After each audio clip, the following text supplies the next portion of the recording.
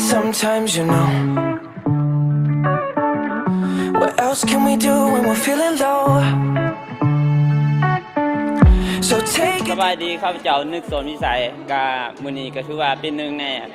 คนที่ได้เข้ามางานM Camp สำหรับความรู้สึกในการเข้างานในครั้งนี้ก็ถือว่าประทับใจหลายเป็นสิ่งที่งานที่ยิ่งใหญ่ที่บ่เคยคิดว่าเฮาจะมีโอกาสได้มาเขาต้นทำอิฐที่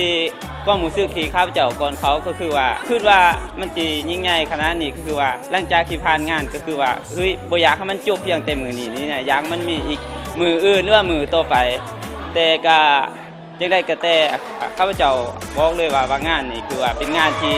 สำคัญหลายที่ว่าอยากเชิญชวนบุคคลที่ยังบ่เคยผ่านงาน M Camp ให้เปิดใจลองเข้างานนี้เดี๋ยวท่านจะได้เจอกับสิ่งหนึ่งที่ท่านบ่เคยเจอแน่นอนขอบใจ I'll be alright.